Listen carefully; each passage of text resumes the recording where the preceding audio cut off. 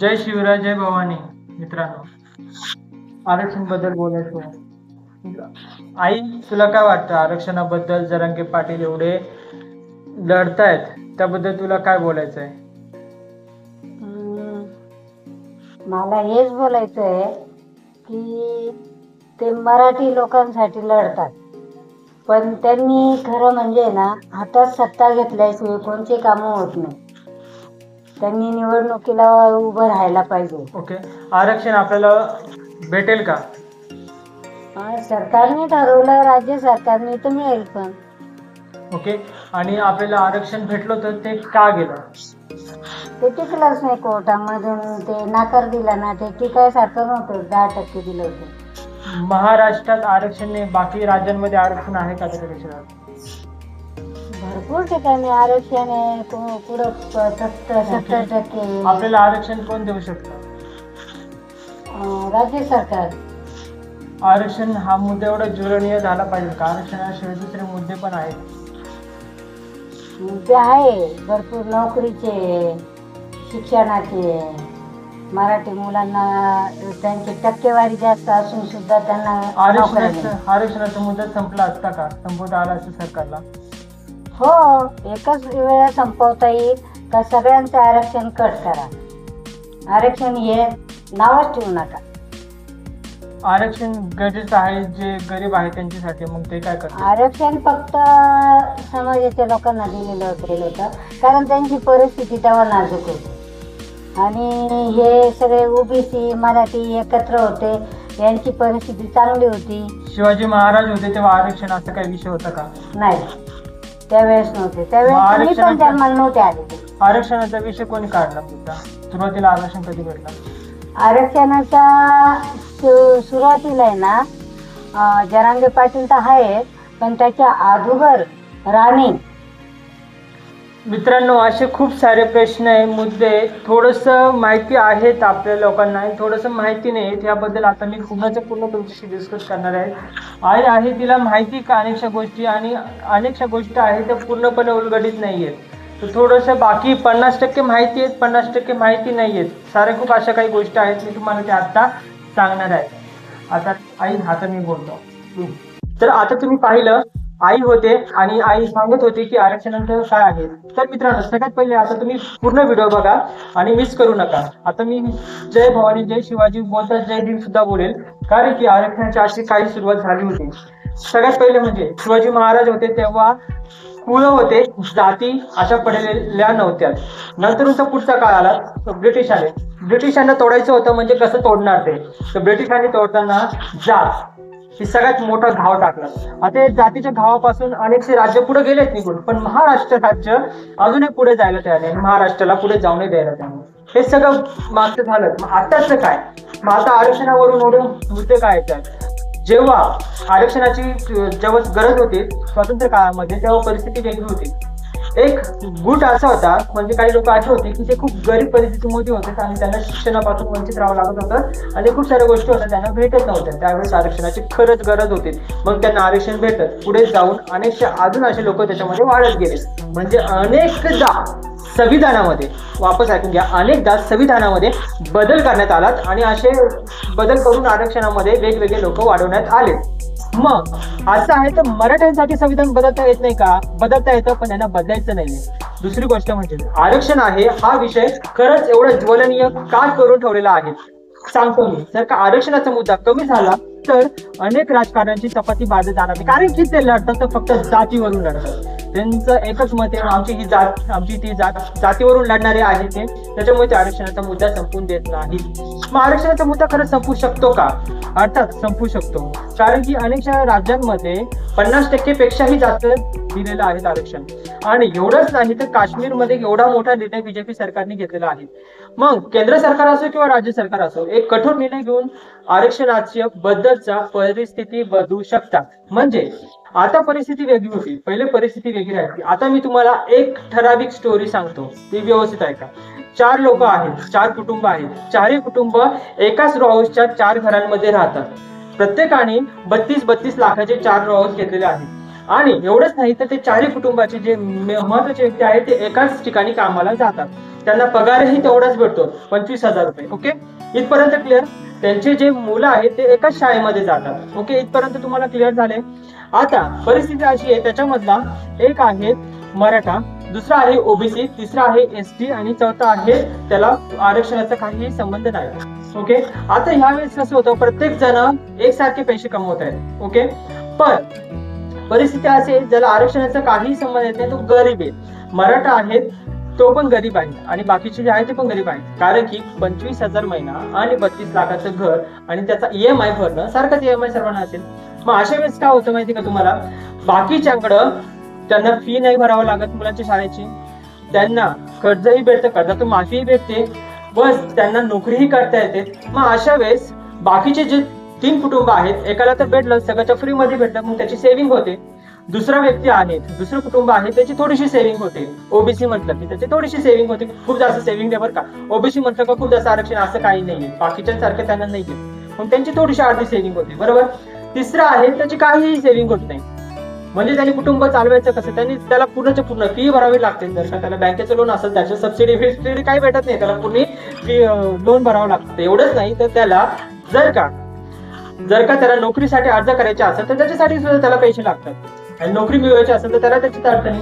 आता तुम्ही पहिला विचार केला असता तेव्हा गरीब परिस्थिती होती काही लोकांची, काही लोकांची अमीर होती. तेव्हा जातपात खूप काही होतं, ब्रिटिशांनी वतलेलं हे विष कोणी टाकलं होतं, ब्रिटिशांनी टाकलं होतं. तेव्हाची गोष्ट वेगळी होती. पण आताची परिस्थिती बघितली तर एक सर्व राहतात, एक समान सर्व राहतात, तरी पण एक समान जगू शकत नाहीत. म्हणजे एक माणूस आहे तो भीक देतोय तर दुसरा माणूस आहे तो भीक घेतोय. भीकच म्हणेल मी याला, कारण की त्या माणसाच्या खिशातले पैसे जात आहेत ना. म्हणजे मराठा असेल किंवा तो चौथा व्यक्ती असेल तो त्याच्या खिशातून पैसे देतोय आणि बाकीचे लोक पैसे वापरतायत. सरकार खिशातून पैसे देते का? नाही. सरकार आरक्षण का देत नाहीये? कारण की मराठ्याकडून भीक घ्यावी, म्हणजे जे ओपन कास्ट आहे त्यांच्याकडून भीक घ्यावी आणि बाकीच्या लोकांना द्यावी. आता मी तुमच्याकडून भीक या शब्दाची माफी तर मागू शकतो, पण मी मागायच्या इच्छित नाही. कारण की जर का असं नसतं तर मग कशाला बाकीचे, जर का सगळ्यांनाच एक सारखं भेटते आरक्षण, मग बाकीचे का थांब आले असते समोर, ओबीसी का आला असता आणि का म्हटलं असतं नको आरक्षण. आता पुढची गोष्ट येते, आरक्षण आहे ते जर का सर्वांना आपण त्यांच्या कौशल्यानुसार किंवा त्यांच्या आर्थिक परिस्थितीनुसार दिलं तर काय होईल, म्हणजे अशा वेळी जर का आर्थिक परिस्थितीनुसार आरक्षण दिलं तर म्हणजे जो गरीब व्यक्ती आहे त्याला आपण 100% आरक्षण देऊया. ज्याचं 3 लाखापर्यंत उत्पन्न असेल, ज्याचं 5 लाखापर्यंत उत्पन्न असेल त्याला आपण 75% आरक्षण देऊया. ज्याचं 10 लाखापर्यंत उत्पन्न असेल, वार्षिक उत्पन्न जसं 10 लाखापर्यंत असेल त्याला आपण 40% पर्यंत आरक्षण देऊया. ज्याचं 15 लाखापर्यंत उत्पन्न असेल त्याला आपण 25% पर्यंत आरक्षण देऊया. असा हिशोब केला तर म्हणजे आर्थिक परिस्थितीच्या नुसार सर्वांची जी योजना आहे ती बरोबर आहे. आता राहिलं जात. मी सांगतो ना, जात ही पहिल्यापासून नव्हती, ही जातीचं विष मुद्दामून राजकारणी टाकते. आता जर का मी बोललो असं ना भीक येतात, हे मी सामान्य माणसासाठी नाही बोलत आहे, राजकारणी लोकांसाठी बोलतोय. कारण की त्यांना माहिती आपण निर्णय लावू शकतो पण ते लावत नाहीये. याच्या मागचं कारण सांगतो तुम्हाला. आता मी जे मी बोलतोय त्याच्या जागी मी AI, तुम्हाला माहिती असेल AI आता आलेला आहे, AI ला विचारतो की मराठी आरक्षण बद्दलचं सर्व काय आहे काय नाही. आता AI काय बोलतो आपल्यासोबत ते पाहूया. आता तुम्ही व्यवस्थित ऐका.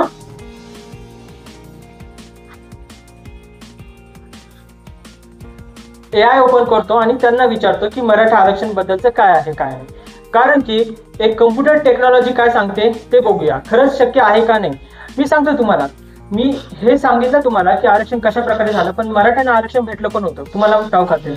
पण हे आरक्षण काढून घेतलं, त्याचा तोटा कोणालाच नव्हता. जे मराठ्यांना आरक्षण भेटलं होतं 100%, त्याचा तोटा कोणालाच नव्हता.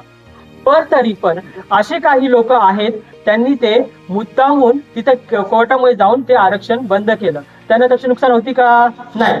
पण मुद्दामून मराठ्यांच्या विरुद्ध लढायचं म्हणून त्यांनी ते केलं.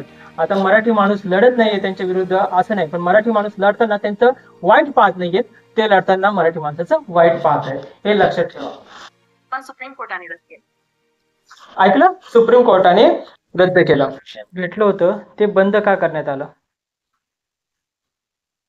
मराठा आरक्षण का बंद करण्यात आलं याचं मुख्य कारण म्हणजे सुप्रीम कोर्टाने त्या आरक्षणाला मान्यता दिली नाही. कोर्टाचं म्हणणं होतं की मराठा समाज मागास आहे, पण त्यासाठी पुरेशी आकडेवारी नसल्याने आणि 25% च्या मर्यादेचा नियम पाळला नाही, म्हणून ते रद्द केलं. त्यामुळे सध्या ते आरक्षण त्याच्या विरोधामध्ये कोणी केस केली होती?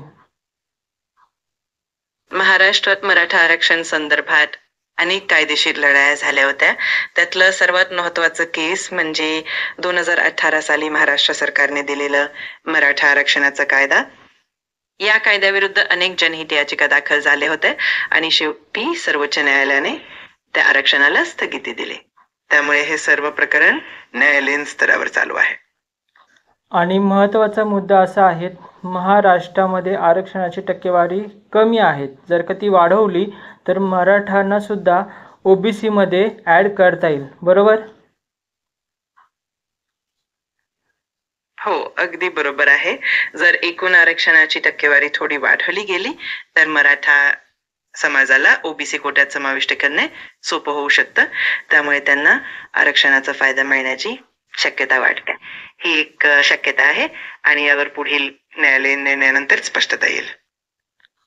पण कुठेतरी सरकार याच्यासाठी पुढाकार घेत नाहीयेत असं वाटतंय, किंवा महाराष्ट्रातच मराठ्यांच्या विरोधात काही लोक आहेत असं वाटतंय का?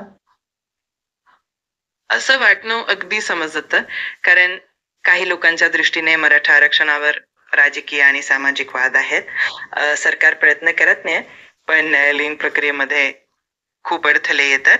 काही लोकांच्या मनात असंही वाटतं की मराठ्यांना आरक्षण देणं म्हणजे इतर मागास वर्गाच्या हक्कांवर अन्याय होईल. त्यामुळे काहीसा विरोध असू शकतो. पण सरकार आणि समाज दोघंही या विषयावर पुढे काही ठोस पाऊल. पण असे आहे की जर का मराठ्यांना ओबीसी मध्ये टाकलं तर बाकीचे जे आहेत त्यांना त्यांच्या आरक्षणाच्या टक्केवारीमध्ये फरक पडणार नाही. हेच एका अर्थाने अधिक सोयीचं ठरू शकतं, कारण मराठ्यांना ओबीसी कोट्यात समाविष्ट केलं तर इतर आरक्षणाच्या टक्केवारीत काही बदल होणार नाही. त्यामुळे एक प्रकारे सर्व समाजाला न्याय मिळण्याची शक्यता वाढते. ही एक समाधानकारक मार्ग असू शकतो आणि यावर पुढे सरकार आणि न्यायालय निर्णय घेतील. तुम्ही AI आहात तरी तुम्हाला एवढं समजते, मग महाराष्ट्राच्या बाकी नेत्यांना काय समजत नाही? त्यांना तुम्ही काय सांगशाल? एकदा संदेश द्या.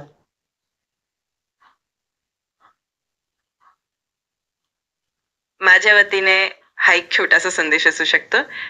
आदरणीय नेत्यांनो, महाराष्ट्रातील आरक्षणाच्या टक्केवारीत बदल केल्यास मराठा समाजाला ओबीसी कोट्यात समाविष्ट करून इतर समाजाच्या आरक्षणात कोणताही फरक नाही येता.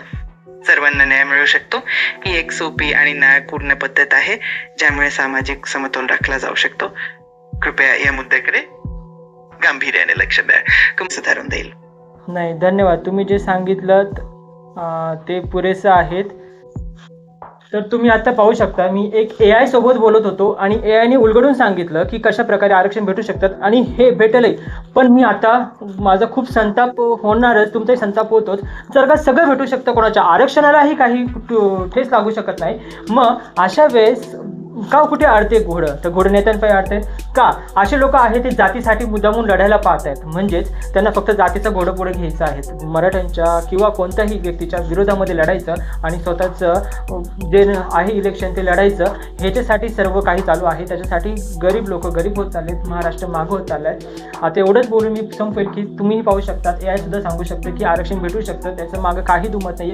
तरी मला हे कळत नाही ओबीसीवाले का मुद्दाम विरोध करतायत आणि बाकीच्या आरक्षणालाही धक्कावणार नाही. सरकारला मुळात आपण पाहू शकतो, त्याचा अभ्यास केलेला आहे की बाकीच्या राज्यांमध्ये जर का 72% जाते, 60% जाते, तर आपल्या राज्यात महाराष्ट्र राज्यामध्ये मुळात महाराष्ट्र राज्य पुन्हा भारताला जास्त पोहोचतो, सगळ्यात जास्त पैसा भारताला देतो. मग महाराष्ट्र राज्याला का मागं ठेवायचं? बरोबर ना?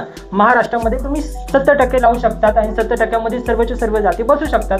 70% नका लावू, तुम्ही 62% लावा, तरी सर्व जाती बसत आहेत, तरी पण कोणालाही काही धक्का होत नाहीयेत. मग असं न करता तुम्ही आरक्षणाचा मुद्दा एवढा का वाढवतायत की लोक मरतायत? आहो, म्हणजे कालच्या दिवशी एक हार्ट अटॅकने मेला एक व्यक्ती कालच्या दिवशी एक हार्ट अटॅकने मेला. अनेक मराठी लोकांनी जीव दिलाय, अंगावर रॉकेल वतून घेतलेत. मला सांगा, एवढ्या लढाई कोणत्या आरक्षणासाठी झाली होती का हो? सरकारला कळालं पाहिजे, ते बाकीच्या लोकांना कळालं पाहिजे. सरकारला कळतं, सरकारने दिलेलं होतं आरक्षण. म्हणजे आता जी सरकार आहे सत्ता, त्यांनी आरक्षण दिलं होतं. पण बाकीचे विरोधात लढणारे आहेत त्यांना कळालं पाहिजे. एवढं कोण करतात? जरांगे पाटील जेवढं करतात तेवढं कोण करतात? आणि बाकी आता तुमच्यावर आहे, तुम्ही व्हिडिओला प्रतिसाद द्या, बाकीच्या लोकांपर्यंत पाठवा. आणि जे आहे त्या व्हिडिओमध्ये तुम्हाला AI सांगते की एक्झॅक्टली काय होऊ शकतं काय नाही, तर ही सरकारपर्यंत पोहोचली पाहिजे. जर का तुम्ही खरंच मी सांगतोय ना तुम्हाला, कोणत्याही जातीच्या आरक्षणाला काही धक्का बसणार नाही. तुम्ही कोणत्याही जातीचे असाल आणि तुम्ही जर का मराठी माणसावर, महाराष्ट्रावर प्रेम करत असाल तर तुम्ही ही व्हिडिओ शेअर करा. आता तुम्ही सर्व पाहिलं असेल, AI सोबतचं बोलणे पाहिलं असेल. आणि मी मित्रांनो तुम्हाला सांगतो, आपण जर का सामान्य माणूस आहोत ना, आपण जातीवरून लढलं नाही पाहिजे. बाकीची दुनिया कुठे चालली आहे, देश कुठे चालले बाकीचे, आणि आपण का लढतोय, तर तुम्हाला सांगू, जे आहे मागच्या वेळेस आरक्षण बंद मराठ्यांना भेटलं होतं, ते बंद करण्यामागं जो व्यक्ती आहे, जो ढापण्या व्यक्ती आहे, त्याचं नाव घ्यायला मला केस वाटतं, असा व्यक्ती, तर त्या व्यक्तीला स्पॉन्सर हे परप्रांतीय यांनी केलं होतं. म्हणजे आपल्या मराठी म्हणजे महाराष्ट्रातले जे मराठी मी सर्व बोलतोय अखेरच्या अखेर, मी ही जात, हा मराठा, हो ओबीसी, हा हे काहीच बोलत नाही, मी सर्वच्या सर्व बोलतोय. सर्वांना मागं खेचण्याचे हे पूर्ण धंदे आहे. जर का आपण आरक्षणाचा मुद्दा निकाली लावला तर भारताकडे, महाराष्ट्राकडे खास करून पुढे भविष्यामध्ये काहीतरी निर्णय घ्यायची ताकद वाढेल, त्यांचा प्रयत्न राहील. त्याच्यामुळे आरक्षणाचं हे निकाली लावत नाहीये. जर का आपल्या इथे आरक्षणाचा मुद्दा चालू आहे तर आपले प्रधानमंत्री परदेशामध्ये, आज ते चीनमध्ये, मी आता व्हिडिओ बनवतोय चीनमध्ये, काल ते जपानमध्ये होते. म्हणजे ते विदेश यात्रा करतात, पण त्यांना मराठी लोक दिसत नाहीत. जो महाराष्ट्र आहे, त्या महाराष्ट्रामुळे हिंदुस्थान आहे. छत्रपती शिवाजी महाराज असेल, डॉक्टर बाबासाहेब आंबेडकर असेल, यांच्यामुळे महाराष्ट्र आहे. हा महाराष्ट्र त्यांना दिसत नाहीये, हे चुकीचं आहे. जर का व्हिडिओ आवडले असेल तर लाईक करा, कमेंट करा आणि सपोर्ट राहू द्या त्यांचा. एवढंच बोलू. धन्यवाद.